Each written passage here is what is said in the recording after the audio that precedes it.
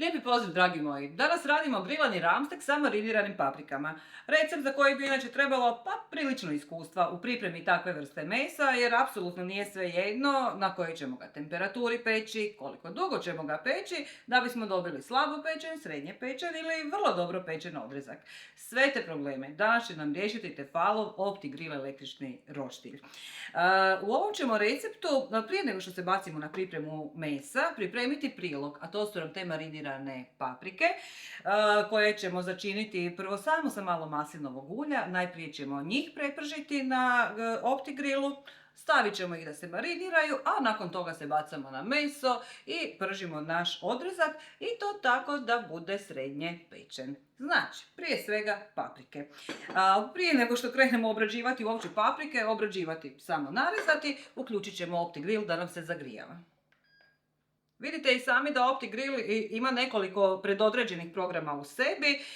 Odabrat ćemo evo upravo ovaj program za povrće, odnosno baš je i lijepa paprika nacrtana na njemu. Istisnuti OK i pustiti ga da se zagrijava. To će nam biti program za prženje paprika. A za to vrijeme narezat ćemo ih na ovako prvo polovice, a onda još na nekoliko trakica svaki ovaj komad. Tako će se puno lakše i puno ljepše ispeći.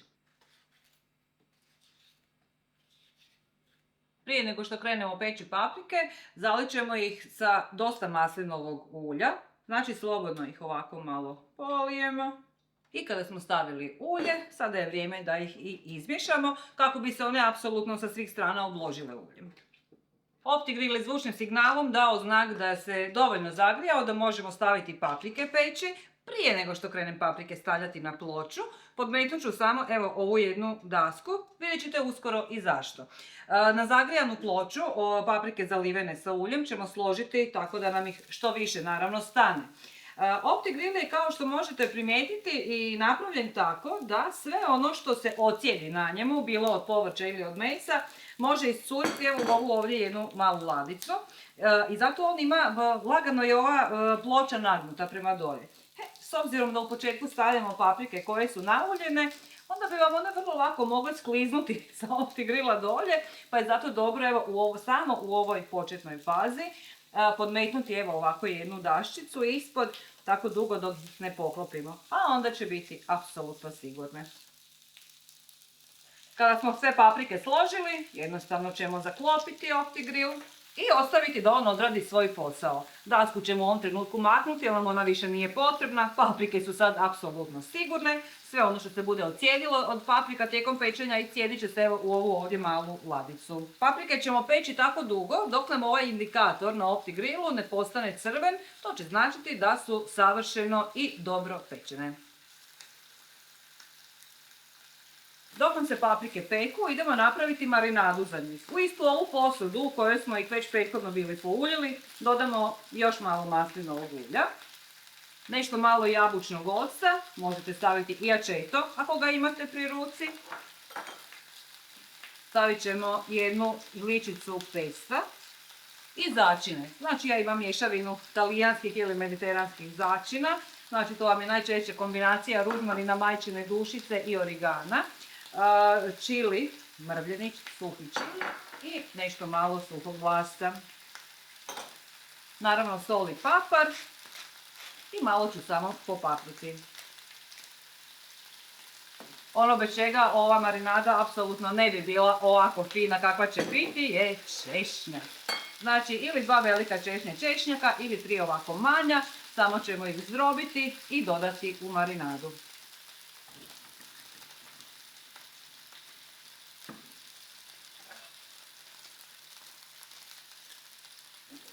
Uz pomoć jedne pjenjače samo sve skupa izmiješamo.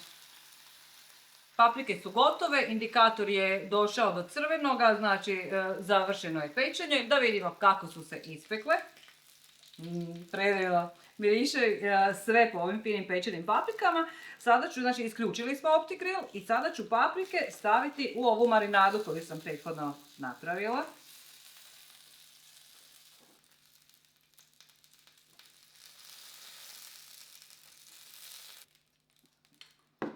Paprike ćemo sada ovako lagano promiješati kako bi se marinada prožela preko apsolutno svega. I sada ćemo paprike jednostavno ostaviti na strani, one su gotove, one ovako mogu stajati, možete ih čak i dan prije pripremiti, ali nema potrebe, vidjeli ste da to sve ide relativno brzo. One su jako fine i ovako dok su tople, ali se također mogu poslužiti i hladne. Neka one ostoje ovako malo na strani, a mi idemo dalje na recept. Ramstek koji ćemo pripremati ovako na grilu, dobro je najmanje sat vremena prije nego što ćete ga peći izvaditi iz hladnjaka na sobnu temperaturu kako bi se meso lijepo istemperiralo i tako će se puno ljepše i ravnomjernije ispeći. Jako dobar prijatelj ramsteka na grilu su papirni ubrusi. Zašto? Zato što moramo dobro posušiti meso, zato ga ja ovoliko i tapkam. Jer upravo kada meso jako dobro posušimo, onda će se puno ljepše i zapeći na grilu, napravit će se baš ona fina korica koja se napraviti i mora. Kada smo ga ovako dobro obrisali, vrijeme je da ga i začinimo. S apsolutno ničim drugim do soli sa jedne strane.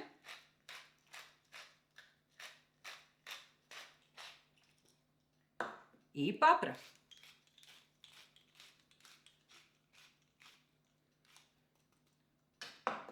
Sada uz pomoću prstiju i dlanova dobro utrljamo začine koje smo stavili.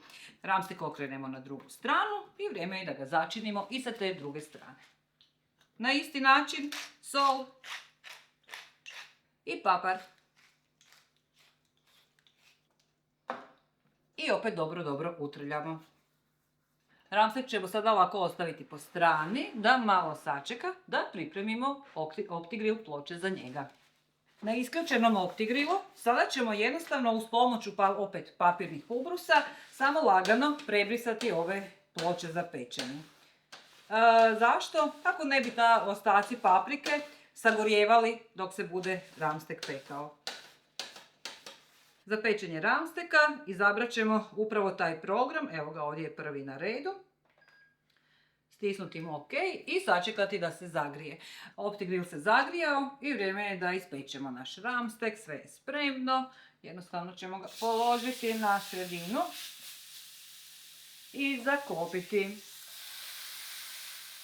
I to je to. OptiGrill će sada odraditi sav onaj komplicirani posao oko nas. Kada je OptiGrill došao do kraja narančaste boje, to je znak da je naš ramstek srednje dobro pečen. Vidite kako se lijepo ispekao od gore. Sad ćemo ga maknuti. Ovaj ramstek sada mora ostajati poklopljen sa nešto malo maslaca i ružmarina. A kako bih vam pokazala kako se on ispekao iznutra, iako to inače ne radim, evo u ovom trenutku, čisto da se uvjerite kako je on unutra još uvijek lijepo roza, kao što treba biti kada je srednje dobro pečen. Ja ću ga sada jednostavno prebaciti u posudu. Bilo bi dobro da vam posuda u kojoj ćete ga odmarati ima poklopac, kako bi sve fine arome ostale unutra. Dodati malo maslaca, malo ružmarina i ostaviti ga da miruje, a onda ga naravno poslužiti uz ove marinirane paprike koje savršeno pašu uz njega i možda malo grilanog kruha. Kruh također možete izgrilati evo upravo na ovom električnom roštilju. Probajte napraviti ovaj recept i naravno budite uz nas i neki sljedeći put. Lijepi pozdrav svima!